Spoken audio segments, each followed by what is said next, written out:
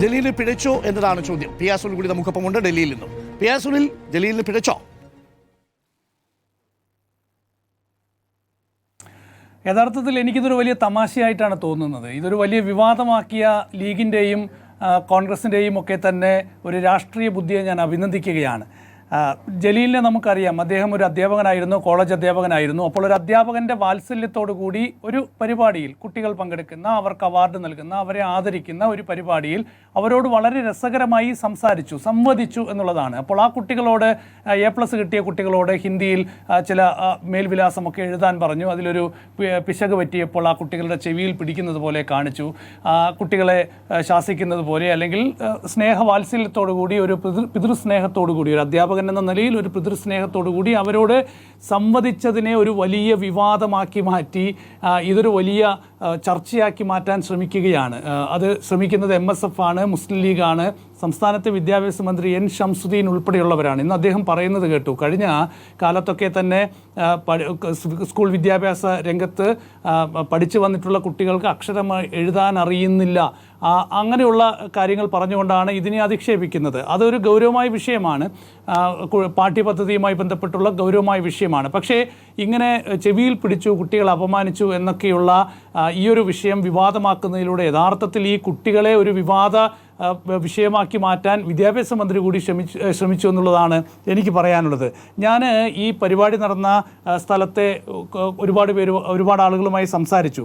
അപ്പോൾ അവിടുത്തെ ആളുകളുമായി സംസാരിച്ചപ്പോൾ അതിൽ എനിക്ക് ഏറ്റവും രസകരമായി തോന്നിയത്, ഞാൻ അവിടുത്തെ ഒരു പ്രാദേശിക കോൺഗ്രസ് നേതാവുമായി സംസാരിച്ചു. അപ്പം അദ്ദേഹത്തിൻ്റെ ഒരു ഓഡിയോ ഞാൻ കേൾപ്പിക്കാം.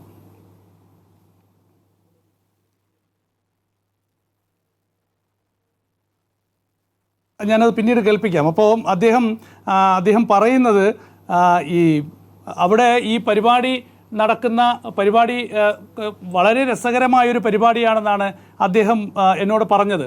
യഥാർത്ഥത്തിൽ ഇതുമായി ബന്ധപ്പെട്ട ഒരു അനാവശ്യ വിവാദമുണ്ടാക്കുന്നു, ഇതുമായി ബന്ധപ്പെട്ട ഒരു അനാവശ്യ വിവാദത്തിന് ശ്രമിക്കുന്നു, ഇത് ഒരിക്കലും അംഗീകരിക്കാൻ കഴിയാത്ത നടപടിയാണ് എന്നൊക്കെയാണ് അവിടെയുള്ള എല്ലാവരും പറയുന്നത്. കുട്ടികളൊക്കെ നന്നായി രസിച്ചുകൊണ്ടാണ് ആ ഒരു ജലീലിൻ്റെ ഒരു ക്ലാസ് കേട്ടത് എന്ന തരത്തിലാണ് ഇവരൊക്കെ തന്നെ പ്രതികരിച്ചത്. അവിടുത്തെ ഒരു പ്രാദേശിക കോൺഗ്രസ് നേതാവ് പറയുകയാണ്, ശുദ്ധ അസംബന്ധമാണ് ഈ വിവാദം, ശുദ്ധ അസംബന്ധമാണ് സംസ്ഥാനത്തെ വിദ്യാഭ്യാസ മന്ത്രി അടക്കമുള്ളവർ പറയുന്നത്. MSF നൽകിയ പരാതി ശുദ്ധ അസംബന്ധമാണ് എന്ന് പറയുന്നത് അവിടുത്തെ പ്രാദേശിക കോൺഗ്രസ് നേതാവായ ഷഫീഖ് എന്ന് പറയുന്ന ആളാണ്. അദ്ദേഹത്തിൻ്റെ ഓഡിയോ ആണ് ഞാൻ കേൾപ്പിക്കാൻ ശ്രമിച്ചത്, പക്ഷേ എനിക്കത് തുറക്കാൻ പറ്റുന്നില്ല. ഏതായാലും അങ്ങനെയാണ് അവിടെയുള്ള ആളുകളുടെ, ഈ പരിപാടിയിൽ പങ്കെടുത്ത രക്ഷിതാക്കളുടെ അഭിപ്രായം.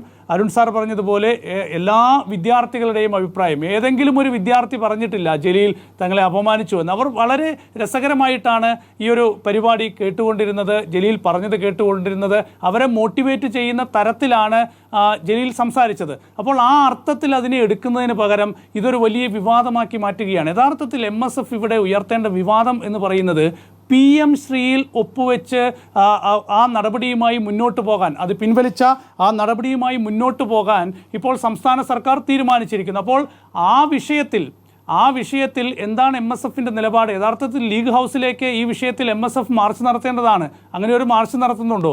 രണ്ടാമത്തെ പ്രധാനപ്പെട്ട വിഷയമുണ്ട്. കേരളത്തിൽ വൈദ്യുതി പവർ കട്ട്, ഇപ്പോൾ രാപകലില്ലാതെ പവർ കട്ട് ഉണ്ടാകുന്നുണ്ട്. അപ്പോൾ ഇത്തരത്തിലുള്ള ഗൗരവമായ വിഷയങ്ങൾ, ജനങ്ങൾ നേരിടുന്ന ഗൗരവമായ വിഷയങ്ങൾ കേരളത്തിൽ ഉള്ളപ്പോൾ അതിൽ നിന്ന് ശ്രദ്ധ തിരിക്കാനുള്ള ഒരു അനാവശ്യ വിവാദം, കുട്ടികളെ മോട്ടിവേറ്റ് ചെയ്യുന്ന രീതിയിൽ ഒരു അധ്യാപകൻ എന്ന നിലയിൽ, ഒരു അധ്യാപകനായിരുന്ന ജലീൽ അവരോട് വളരെ രസകരമായി സംസാരിച്ച് അവരെ മോട്ടിവേറ്റ് ചെയ്യുന്ന കുറേ വാക്കുകൾ പറഞ്ഞ് അവരെ വാത്സല്യത്തോടു കൂടി അവരോട് സംസാരിച്ചതിനെയൊക്കെയാണ് വലിയ വിവാദമായി പറഞ്ഞുകൊണ്ട് ഇത്തരത്തിൽ ആ കുട്ടികളെ തന്നെ ഇവരൊക്കെ കൂടി അപമാനിക്കുന്നത്. അതുകൊണ്ട് ജലീലിനെ സംബന്ധിച്ചിടത്തോളം ജലീൽ പറഞ്ഞതിൽ ഒരു തെറ്റുമില്ല എന്നുള്ളതാണ് എൻ്റെ അഭിപ്രായം.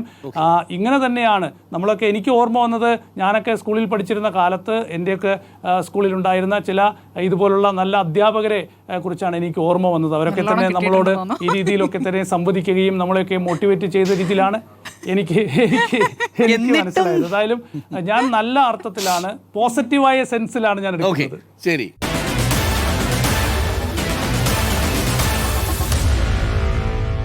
Meet the editors.